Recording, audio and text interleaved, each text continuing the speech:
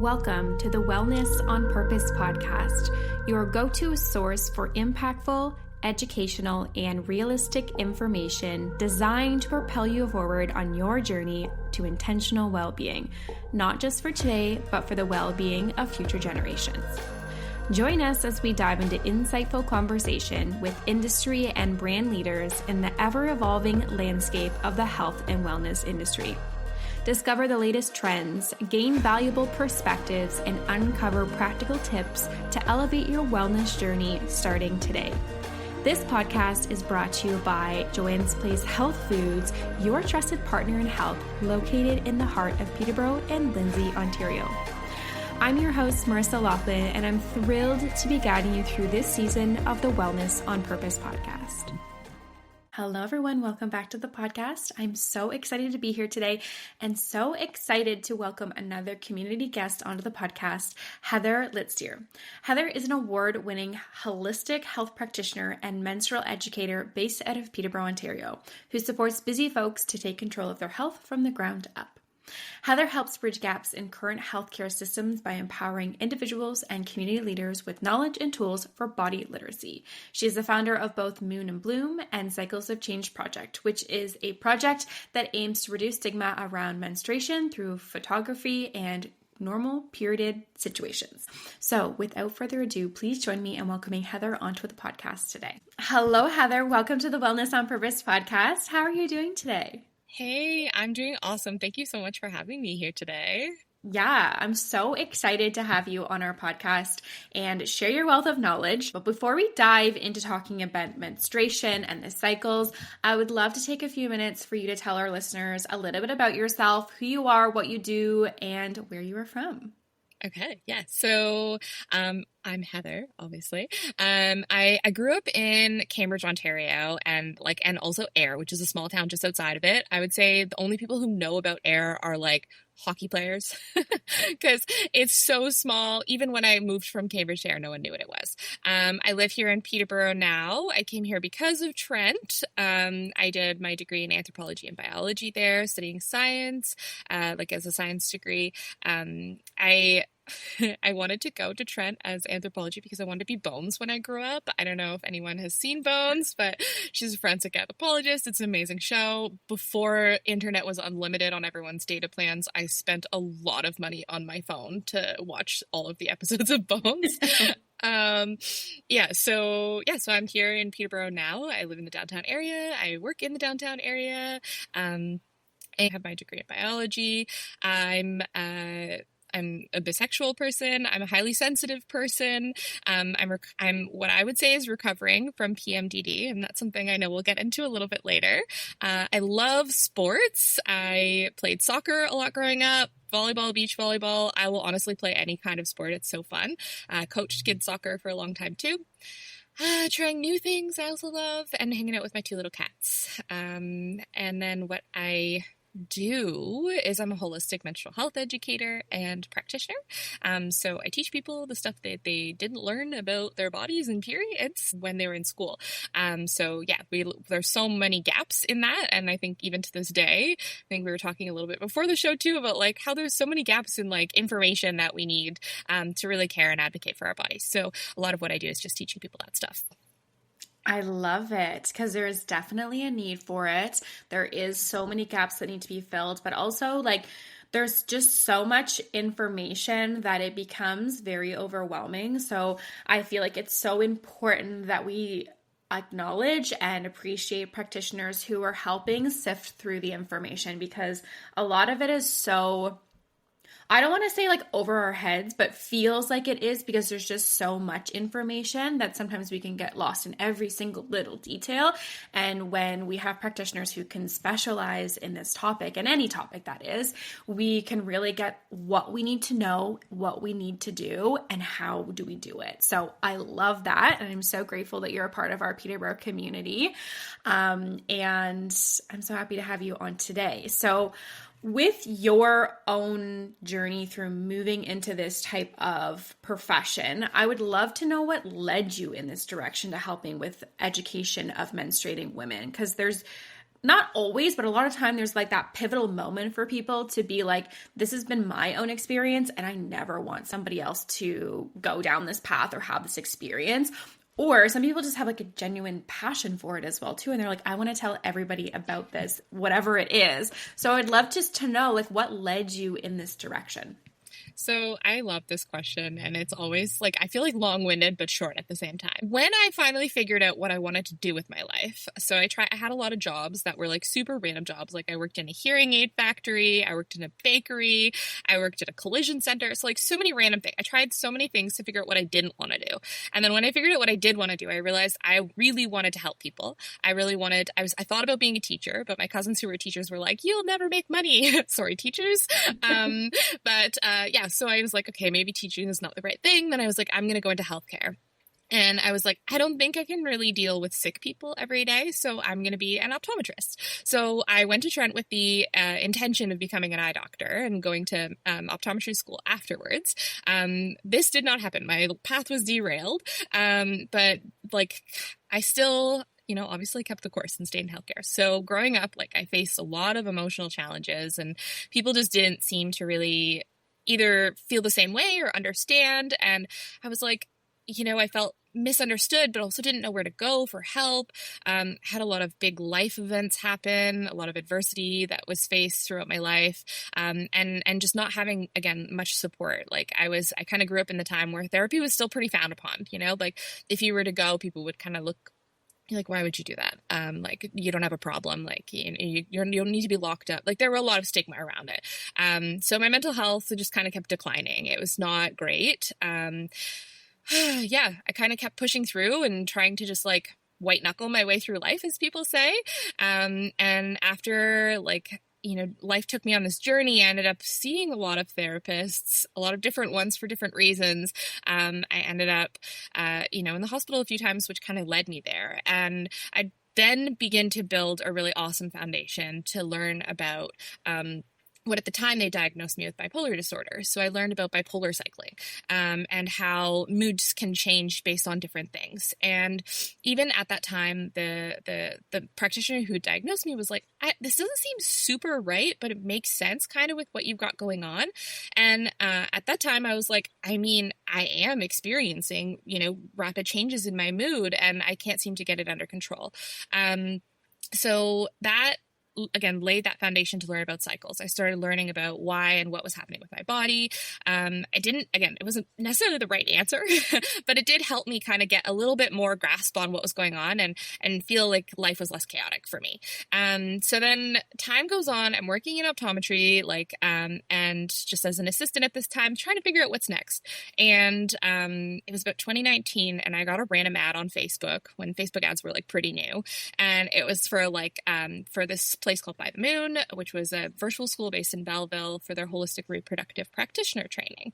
And I was like, I don't know what that is. Sounds cool. I want to be cool. Let's do cool things. So it was Reiki, reflexology, and doula work. And I didn't finish doing the doula portion, but the Reiki and the reflexology had a lens of menstrual health and reproductive health, specifically in regards to like uterine health.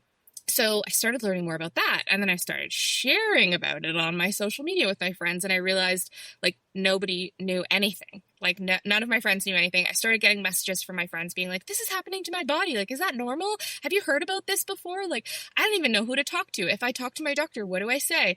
So I realized like in that moment, I was like, okay, like there is a big need for this. And I just got really passionate and excited about sharing what I was learning with people. And that kind of, I guess, rolled down the hill and got me to where I am now, where I, keep teaching people this stuff and realizing like we start with the foundation no matter who I'm talking to. Like a lot of people don't know the difference between some of their basic anatomy. So, and this is what like, I'm like, how do we not know this? This seems so basic. But that's kind of what keeps me going. And that's how I got there. Amazing. Thank you so much for like sharing that journey with us, because it's so interesting. There's like points that you talked about there where you're like, I was going to become a teacher and then I didn't. But then I like think about you as a teacher, just like in a different, lens of like not a traditional like school per se, but like education beyond that. And when it comes to like the education of the menstruation cycle, we are taught it, but we're like taught it once. And like it's such an early stage, like I think like grade 9, like phys ed, you like take one day to talk about it and then it's never discussed again. And our brains aren't even thinking about it then, right? Like or we're like retaining that information at that age. Like it's something that like you do need to be re-exposed to, like in an educational setting, to know what anything means, like the basic anatomy, right? So I think like huge, big picture, like there needs to be an improvement in like the educational system for sure. And I love that you are kind of leading the way to provide another way to inform people and educate and support people. So I love that. Now, you mentioned about like learning about your own cycle and like your hormones fluctuating during different times of your cycle. And what we know is this not new term to us, but like this new term, I would say, to the world of people not knowing about hormones. We know that there is something called cycle syncing. And this is when different I want you to explain it, but different areas of your cycle. So let's start with that and understand a little bit more about what cycle syncing is and what that looks like for the average woman. Yeah. So cycle syncing is this process of identifying the fluctuations in your hormones. So how they affect you in your daily life, whether that be physical, emotional, intellectual, financial, spiritual, and like how those fluctuations in your hormones affect your habits and affect your daily life. And then how we can kind of take how they affect them and then work our habits and our daily life and our nutrition and all of these things around how those hormones fluctuate. So it can be as in-depth or as fluid as we want it to be, where we can, track a lot of biological symptoms and really get a clear picture on exactly when all of our phases are shifting. We can kind of get that, or we can do it as fluid, which like I personally I like things that are easy, like low maintenance, where we just kind of tune in and we're like, hey, okay, at this, around my period, I feel this way. Around, halfway through before I get my next period, I feel this way. And you don't necessarily have to know and comprehend all of the phases in full detail, but just kind of understanding that there are shifts in that. Again, with cycle syncing, there's like no one way to do it. So a lot of people are like, they'll be like, this is my prescription for cycle syncing, and I think that on social media, we see a lot of that where it's like, on day 1, do this, like in your follicular phase, do this. And first of all, people are like, well, my phase might not be like that. Like maybe I need instead, I actually like to go for a jog on my menstrual cycle, where you're telling me to relax and stay home, and then it's affecting my mental health. So I think when we're talking about cycle syncing today, and when you're learning about it in your journey, know that there's no one way to do it, and understanding your unique body and your unique rhythms and your cycles helps to understand how to really offer that compassion to your own body and your own mind, because every period looks different. Not every single period I have is in the winter. Right? Like winter periods are a lot different than summer periods. Summer periods, I might want to go outside, even though, I'm feeling kind of tired. And that might actually bring me more energy for the rest of my cycle. So, does that kind of answer your question? Yeah, it totally does. Because I think that's it, is like you see that I am on day I need to do this, or I like need to eat this, or whatever, whatever that might be.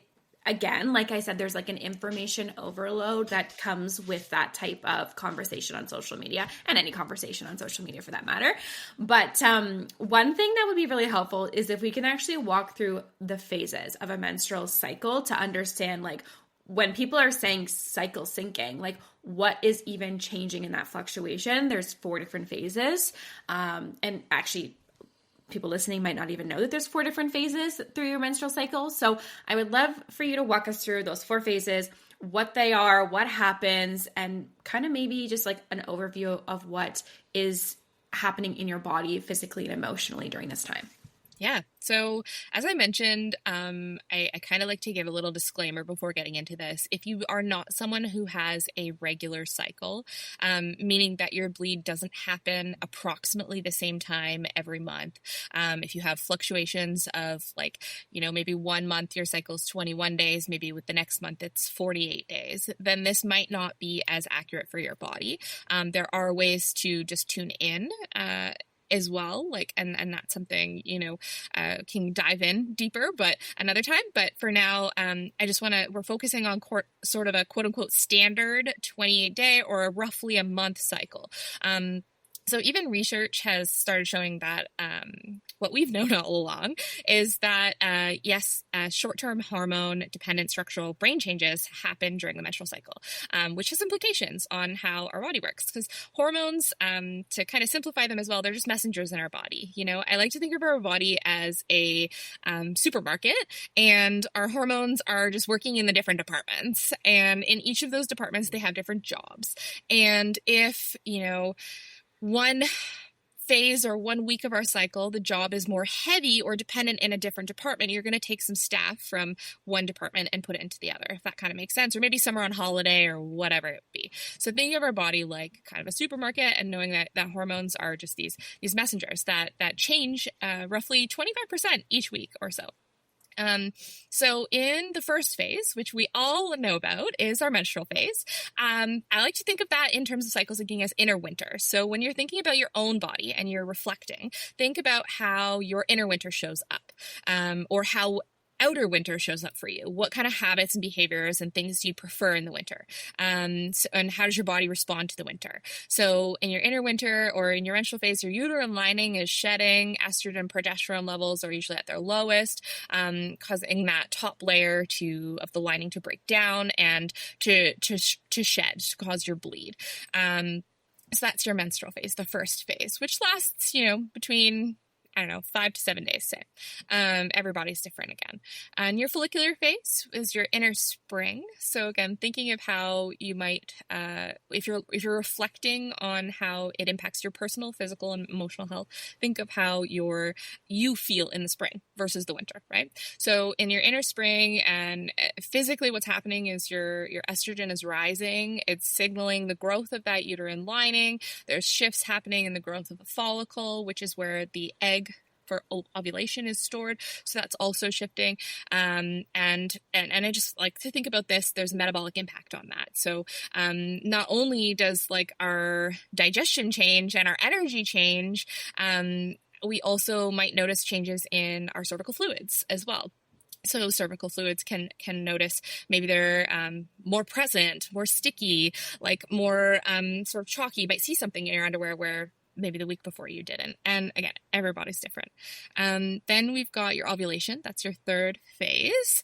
Ovulation is the main event of the menstrual cycle. It's the climax of the movie, literally. And if you think about ovulation energy, it's summer energy, that inner summer. And maybe you're somebody who also at that time, there's other types of climax that your body is more inclined to experience.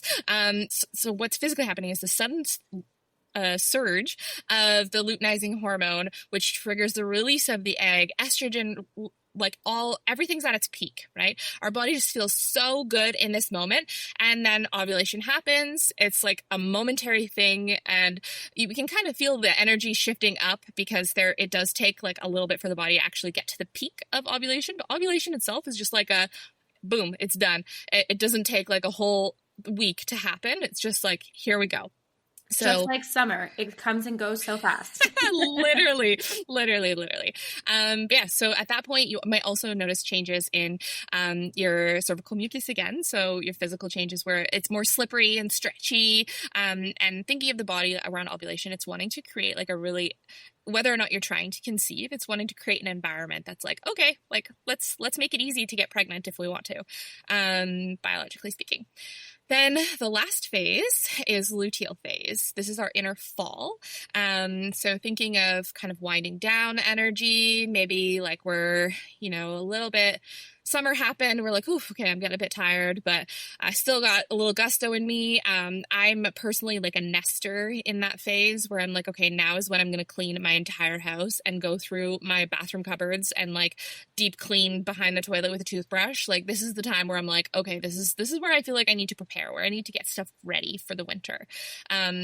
And so what's happening here is progesterone's rising. It's causing that uterine lining to stop thickening and prepare for the implantation if we were to be pregnant. And that's that first phase. The second phase, it does sort of decline. So, second half, the luteal phase being approximately day 14 to approximately day 28, right? So it's like a pretty decent, 2-week window. And through there, you're experiencing the first half might feel kind of good, and then the second half feels kind of ick. So in that second phase of the luteal phase, the body's producing prostaglandins, which are compounds that can cause cramps, but also help to shed the uterine lining if the pregnancy doesn't occur. So yeah, that's what's happening. That's how it affects all of us. And like those things like prostaglandins, they can cause cramping. And then we can talk like maybe a little bit about how, like what foods might trigger or make it worse, like caffeine, for example. Yeah. Quick pause in today's episode because I want to talk to you about a transformational online program. In case you missed it, Joanne's Place released an online program called the Wellness on Purpose Program to Educate You last year. And our intention with this program is to make this education more accessible for our community to better support their wellness journeys. This program promotes sustainable and realistic changes, and it really focuses on the foundational pillars of every single person's health: your nutrition, your sleep, your stress, and also movement. If you want to get started today, click the link in the description below to learn more about the Wellness on Purpose program. By the way, it's completely free and you can move at your own pace from the comfort of your own home. Now let's get back to the episode. Let's go right into that. So we know the 4 phases. So can we recommend maybe one food and one lifestyle habits recommendation for kind of each of those phases? And I know there's a ton of them that we could say do this, but one tangible piece of information that our listeners could be okay, I could try and implement this into my routine or into my diet during this time that will be supportive for each of these phases. Yeah. I've got some goods. I've got some good stuff ready. So my favorite disclaimer is always people want quick answers. The truth is with menstrual health, every single body is different. Your needs are different. Your needs each cycle are different, and tracking or charting each, your cycle for about 3 months or so, 6 months will help you get a comprehension of what is actually right for you. It'll give you a foundation, but this is a good place to start. So if I was to generalize, I'd say in your menstrual cycle, inviting some gentleness, whether that gentleness is in movement, gentleness is in your social capacity. If you have to cancel something, be oh, it's okay. It's okay. And just offering some gentleness in anywhere you can. Offering it to your, to your partner or your family. If they're driving you nuts more than usual, be okay, I offer you some gentleness and to yourself. Also iron-rich foods to replace your iron stores from your bleed, and some vitamin C to help with absorption of that, and just stay really hydrated. So that's a few, but just focus on your nutrition, I guess. The next one, you're in a spring or follicular phase, I'd focus again on movement. And maybe this time it might be a bit more of a rigorous movement than in your menstrual cycle. Maybe during your menstrual, you prefer just a gentle Pilates or a gentle movement.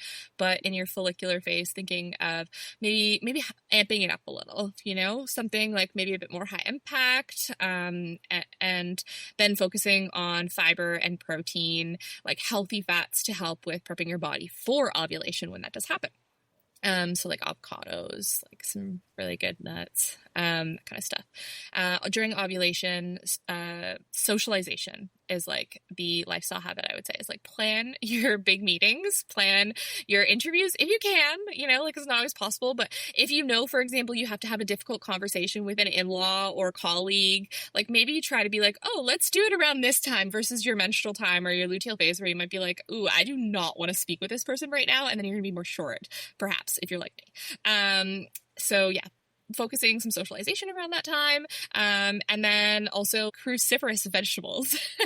So like the broccolis, the kales, that kind of stuff that's going to help your body and help your metabolism prepare for what many people experience of the period poos in the luteal phase, where at the first half of the luteal phase, perhaps we feel a bit like, constipated or, and then, so just really focusing on making sure your body's able to help process that.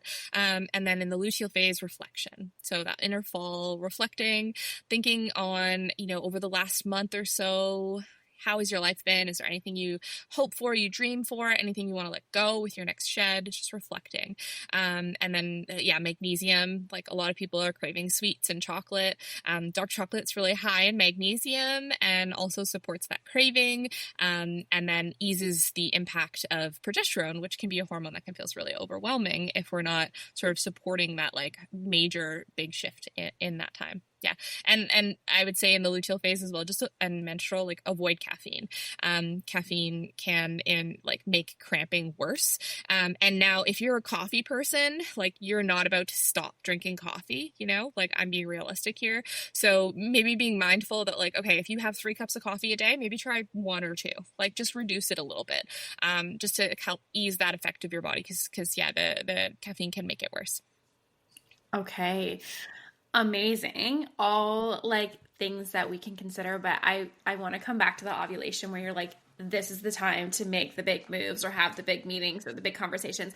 I remember seeing I think it was a YouTube, like I'm big into YouTube. So I think it was a YouTube video that I was watching of a female talk about her cycle and her experience and whatnot. And she had made a point. She was like, really like the work structure should be focused for women to only work 14 days of a month to be like in the follicular and the ovulation phase, because that's when we can work most effectively. And it just should be more structured that way, like less of like this normal 9 to 5, Monday to Friday, every week. We should have some changes. And I said, you know what, that's not a bad idea. Like, yeah, it's so true. Like, the in our Western world, this society, like jobs are built for this sort of patriarchal capitalist model, right? And like whether or not we could change that is one thing, but thinking about like how that impacts us and offering gentleness to that. But then realizing that if we are able to invite into workplaces, and that's something that I teach like leaders, and whether they're fitness instructors or whether they're managers, is to say like, hey, like can we invite some like gentleness into your colleagues, your menstruating colleagues, because maybe they're going to actually be more effective at some downtime work, during their menstrual or luteal phase. Like maybe they'll be more effective at paperwork at that time, or working with numbers, or doing their taxes, or your finance, whatever, inventory, depending on the job. And then maybe during the follicular ovulation phase, they're going to be better at that customer facing piece or the creative piece. And thinking that productivity is at 100% every day from 9 to 5 is just absolutely obscene. Productivity might be 200%, during those high energy phases of your cycle, and then like 12% during the low energy phases. And that's okay. I know sometimes I would be like, okay, I'm going to work till 2 a.m., like closer to my ovulation, because I'm like, I have it in me. I'm so creative. I'm so ready. But then on my other days, I'm like, okay, now I can offer myself that gentleness to slow down. Like it's creating that maybe a flow, not a balance, but a flow where you're like, okay, some days will be like this, some days will be like this, and know that ultimately it's all going to get done. If you have employees in your workplace, it's because you trust them. If you work somewhere, like you should hope that your employer trusts you and be like, trust me, I'll get the work done. It's just not going to happen on your schedule. I have a menstruating body. Like biology needs me to do different things. It's so true. Like the flexibility is so key. And my hope is that there are many companies that are starting to have more flexibility for that, and continues to happen. So I love that, and all great points. So with the cycles, the phases, and menstrual health as a whole, do you find that there are some misconceptions that you would like our listeners to be aware of, and like how we can kind of shift the conversation to a different, maybe more positive narrative? Yes.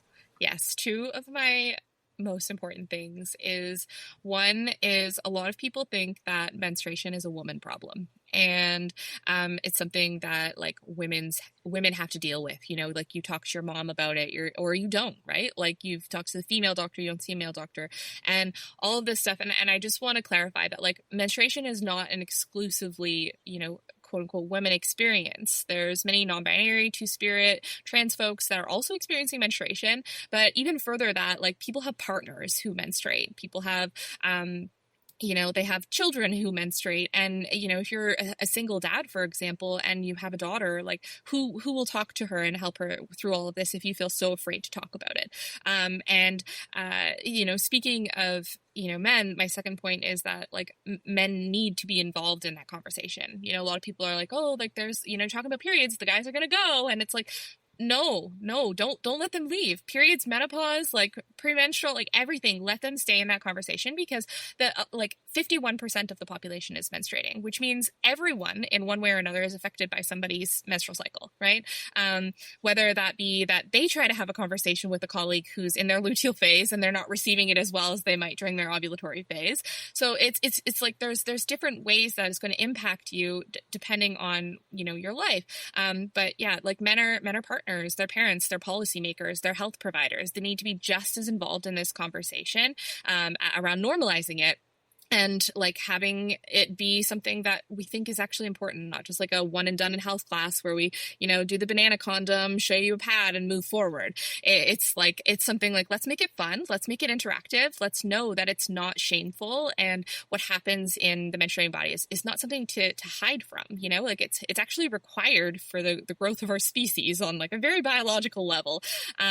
So I would say, just keep talking about it. Research actually shows that, reducing stigma, so talking about it with everyone and everyone, which is what I do, what we're doing here today, is reducing stigma is one of the most impactful ways to improve awareness and advocacy of a specific issue, specifically being period poverty, or, thinking of some stats, like it takes 7 to 10 years for someone to get a diagnosis of endometriosis, like, which seems wild considering the amount of pain is equal to or worse than a heart attack, right? So people are expected to go to work every day for that. But if you're, if the men are involved in this conversation, if we destigmatize it, they're going to understand that it's not in your head, that it's real and it's important. So that's what I would say is like really big with shifting the narrative. Don't be afraid to talk about it. Or if you are, do it anyways. Like do it scared. It's okay. It'll get easier. I love it. And I think it's so, so important as well, to having these conversations. I mean, I remember, like, this was like last year, I was at a convention center, and a period care company called Joni, they're a Canadian company, I really like them. They came in and did a presentation, and there was like, the room was mostly men and a couple of females that are in there for this conversation. And it was actually very like wholesome to see how the men reacted in this situation, and learning and like curious. Like they passed around pads and tampons and said, open these and show me how you think you would use them. And just, I think brands and community educators and just people with a voice, like saying, hey, let's all talk about this. Let's just not have these little secret side conversations. Let's talk about this big picture. So I think it's also so important to be having those conversations. And to your point too, like men that are raising daughters that they might not, have somebody to also have these conversations, and they want to be informed. So all very big and important conversations to be had for everybody. So I love that. Now, I would love to know from your experience, but also maybe general feedback from like your clients or other community members. Like we talked about lifestyle and specific food products, but there's also a lot of other products that are really supportive for women and menstruation and period care and all things like that. So I would love to know if you have some like tried or true things that are really supportive or that you think are helpful to the community. Yeah. So a few things. I would say one that I think is really important is making sure that you get a quality high protein breakfast. But I also acknowledge that it's not reasonable for everyone to be like making a full breakfast spread every day, especially if you've got a family that you have to feed. If you know, have to work really early, like you're struggling to wake up, your stress is already high enough. Now you have to, starting your day stressed. So starting my day with a high protein breakfast has changed my life. It really helps with a lot of things. It can shift menstrual cramps and that stuff. And also just reduced overall like cortisol levels, which is something a lot of people want. So one thing I really love is like I'll come up to Joann's and grab like bulk seeds, bulk oats, and I'll prep them in my, jars or whatever container I've got overnight. And there's a bunch of recipes that they're good for up to 5 days, so you can just like make a ton of them and then you're ready for the week, and don't have to think about breakfast, and you make sure that it's like a quality, high, nourishing meal. And also, like, as a fun bit, which, we can talk about another time, maybe, is seed cycling. So if you're struggling with menstrual cycle, sometimes adding in different types of seeds at different times of your cycle can support your menstrual cycle. So just kind of integrating them into those breakfasts is like a really low spoon, easy way to add in some extra support.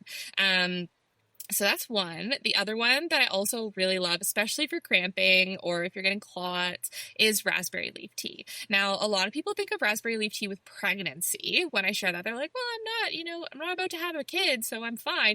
But no, it's actually, raspberry leaf tea can be really supportive for cramping, regulation of estrogen, progesterone, testosterone, all those hormones, supporting with clotting, and just having it 12 days before your bleed, approximately. Once you get into that luteal phase, inviting raspberry tea as maybe an alternative to one of your cups of coffee can help with that cramping. And again, it's really easy thing to do. You can add some like maple syrup or sweetener to it if you want to kind of make it a bit more delicious, if you like a sweet treat, especially as we're going into summer.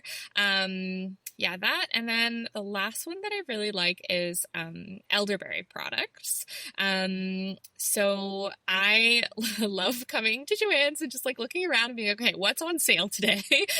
Because for me, the elderberry, like the brand is not the biggest thing for me. It's like, sometimes I want it to taste good, but I can it's not like I'm taking it all day or whatever. So I'll get what's on sale because I'm a thrifty gal. And and then just take that like throughout my cycle, especially when maybe someone comes home and they're sick, or I'm visiting with my nephew, or I'm visiting with different people, that kind of thing. So just caring for my immune system can really help. I often, before my period, when I'm feeling unwell or overstressed, like I get a cold before my period, and many people might feel that way. So the elderberry, for me, I find that really helps manage my immune system and like help support it as it's dealing with stress and that kind of stuff, which is also really important for the menstrual experience, because if you're sick, it might delay your ovulation, it might delay your period, it might make it more intense, it might make you more tired or fatigued depending on when it happens. So those are my suggestions. Amazing. They're all great. And like things that are, I think, realistic for people to be putting into the routine as well, which is really important. I think bulk seeds and like oats and things like that as a breakfast is so great. There was a hot minute there where everybody was like, no oats. Nobody wants oats. And it's like, okay, but it's actually very high in fiber. It's filling. It's affordable. It is something that you can make and it be good for a few days. There's like, some people are like, you need to have a steak for breakfast. And it's like, okay, no one is getting up at 5 a.m. to grill a steak. No. And no one can afford to have a grilled steak every day either. And we don't even want to get on the topic of red meat every day, but like it's, I think, like as you said, bulk seeds, oats, it's affordable, it's obtainable, it's manageable. Yeah, and you can add like your protein milk or your like whatever type of milk you like to use, like exactly. Which adds a little bit extra. And then like I usually add some Greek yogurt and a little bit of maple syrup, like a local one, which is like always such a treat. Like I just feel so wonderful when I put my little syrup in there, and I'm like, oh, so yummy and good. It's like a hug. It is, yeah. I'm a big advocate for red raspberry leaf tea. And we have to change that narrative where people think that you're just going to start that like a couple weeks before you plan on giving birth, because it's good for anyone, like helping with cramps, like improving your menstrual health, include reducing blood clots, as you said. I love raspberry leaf tea. Some people say the bitterness gets to them. Your suggestion of adding some maple syrup is great. I actually love just putting a peppermint tea bag or a spearmint tea bag. Like sometimes I just double up on a tea bag to get the benefits of both. And I mean, you can't go wrong with the peppermint. It's so powerful that you don't taste anything else. So good. And then elderberry. I mean, always a staple in my house, just for like any cold, anytime you're under stress, like it's a good thing to take. And so many options, like as you said, whatever's on sale, you can do liquid, you can do capsules. So it's also a great option for many. Yeah, we love the gummies in my house. My partner loves candy, so he is a big, like, he's like, oh, candy for breakfast today. Like when we pull out the gummies, and it's just like it's a little treat. It's a little treat. Yeah, you know? Love it. Amazing. Well, last question I have for you is, can you please tell our listeners where they can find you and how they can work with you? Yes, absolutely. So I am on Instagram mostly, but also TikTok and Facebook as Heather Litster __. And my website at heathersholistics.ca. You can also find more information about the Cycles of Change project, which is an advocacy project that I'm involved in to normalize menstruation, as well as Moon and Bloom, which is my holistic menstrual health business, where I offer one-on-one coaching, group workshops, and leadership training for fitness instructors, community leaders, and anyone who wants to learn. So you can find info about all that there. Amazing. And for our listeners, I will leave those links in the description below for you guys to check out and follow her on socials and visit her website and book an appointment. So Heather, I need to thank you so much for taking the time to talk with us today, to answer all my questions, and to just be a very positive voice in our community for educating on menstrual cycles and things hormones. So thank you so much for being here today. Thank you so much for having me. This is such a fun conversation. Thank you for joining us for another insightful episode of the Wellness on Purpose podcast. We hope you found the information valuable and inspiring to support you along your wellness journey. Before we go, a quick reminder. The content shared in this podcast is for educational purposes only. While we strive to provide accurate and up-to-date information, it's important to remember that everyone's health journey is unique. We strongly recommend consulting with your healthcare professional or a qualified health practitioner for personalized advice tailored to your specific needs and circumstances. Your well-being is a priority, and speaking to a healthcare professional ensures that you receive guidance that best aligns with your individualized health goals. If you have any questions or topics you'd like us to cover in future episodes, please reach out to us through our website. That's all for now. I hope you stay well, stay informed, and remember, your health is your greatest wealth. Until next time, take care.